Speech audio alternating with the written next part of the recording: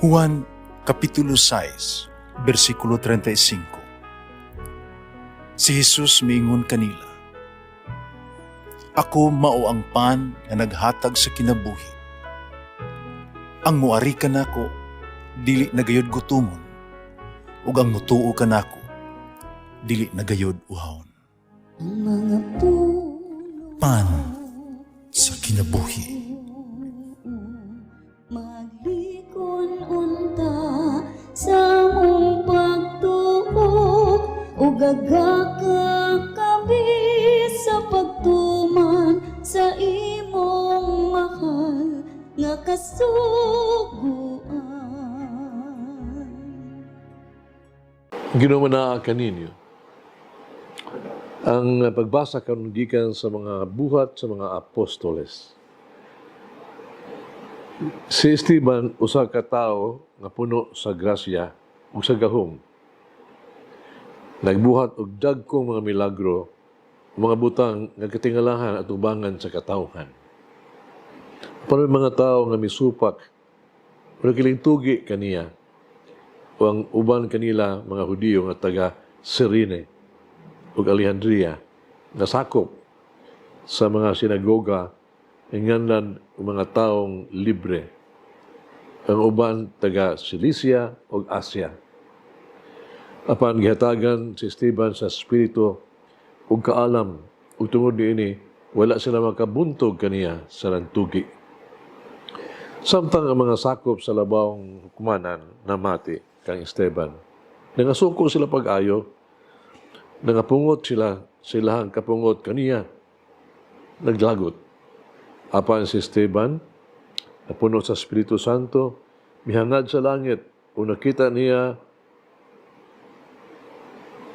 ang himaya sa Dios o sa Jesus nga nagtindog sa tuo sa Dios. Miingon siya, tanawa ang langit nga naabli o nga anak sa tao nagtindog sa tuo sa Dios. Pananinggi sila o nampong sila ang mga dunggan o nagdungan sila tanan paghasamag kaniya. Nagkitaral nila siya ngadto sa gawas sa syudad, gibato, o gibantayan sa mga saksi ang ilang mga kupo sa usa ka batan-on nga ginganlag Saulo.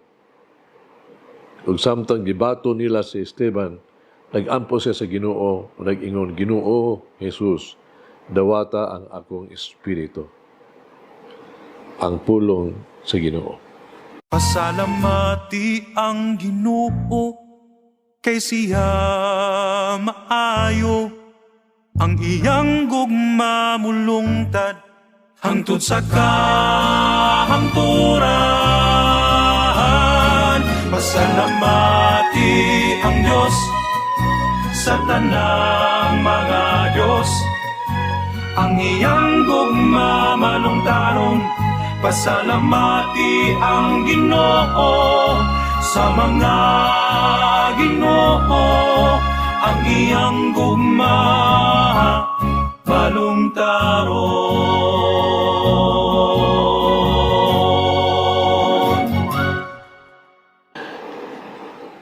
Human lamang sa pagsalud ito sa Pasko, ang unang adlaw, kini fiesta ni San Esteban, ang unang batan-on kayo nga, nihalad na siya kinabuhi nga ito sa Ginoo.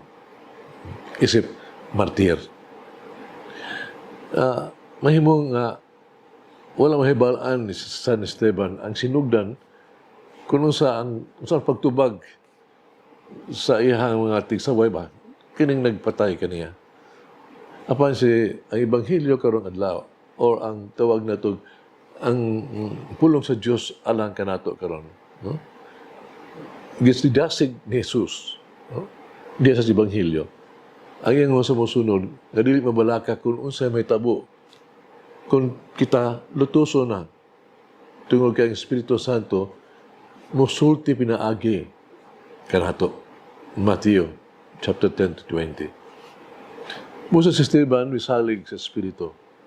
Kinsa, mihatag kaniya di lamang sa kaisog sa pagsangyaw, kundi sa grasya, usaw sa pagpasaylo sa mga taong ipatay, umipatay kaniya.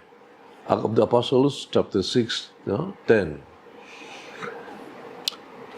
Diba na to nga, lisod ba ang pagpahayag sa pulong, labi na kung kita hadlokon na atas peligro. Malisod kayo to give witness pa. Nutalaw kita. Pan gusto sa Diyos, nga budangop kita sa iyang espiritu, alang sa tabang, sama sa gibuhat ni Esteban, panahon ingon niya anak, na kita hadlokon. Ngayon mo magunahon na kita, natungod kay si Esteban usa ka bantugan nga santos, si adunay espesyal nga danag sa espiritu, apanili ka na ang kahimtang. Pinagi sa to ang bautismo, kitang tanan adunay parehas nga danag, gasa, nato sa balaang espiritu. Siya nagpuyo ka nato, sama siya pagkinabuhi kang Esteban. Ang kalainan mao, nagidawat ni Esteban ang balang espiritu sa iyang kinabuhi. Pusa ang saan man nato pagdawat sa Espiritu Santo sa itong kinabuhi. Sa mas gisulti ni San Pablo kang Timoteo, mahimo natong padilaabon ang kalayo sa presensya sa Diyos diya sa itong kasing-kasing. 2 Timoteo chapter 1 verse 6. Mahimo kini ngayano nga pulong sa pagtuo. Sa pag-ampo ba sa mas pag-ingon, we call, come Holy Spirit, ubaday ka, Espiritu Santo. Ang malang Espiritu, duol kaayo kanato. Bisan kung kita wala mahibalo, kung usay, ganit atong pangayoon, siya, nangamuyo na, ubas dili maasoy nga pag-ampo alang kanato. Romans chapter 8, verse 26. Ilan lang, ang kanunay kita, na malaumon o matuhuon.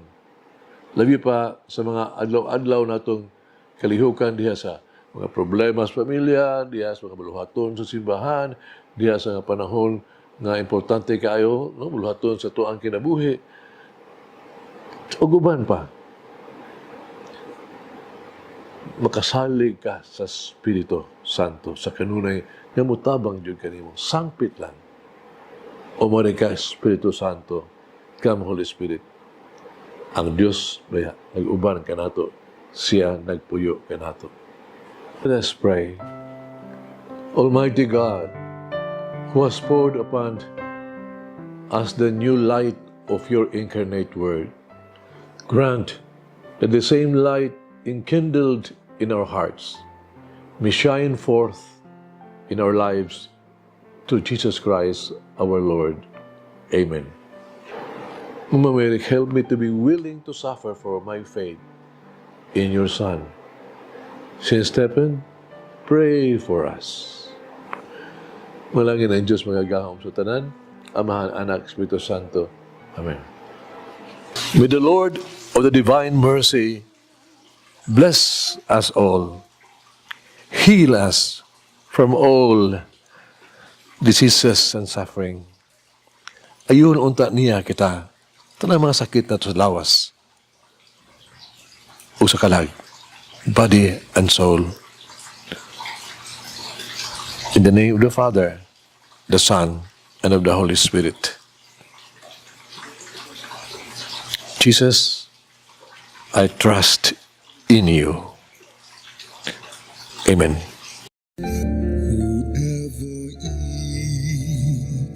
The bread of life will never hunger, says the Lord. Kay galaan inyong nabati ang pagpaambit ug hamubong pamalandong sa pulong sa Dios pinaagi sa tulumanon. Pan sa kinabuhi nga gidumala ni Monsignor Daddy Silva. Hangtod na usab sa sunod higayon, daghang salamat.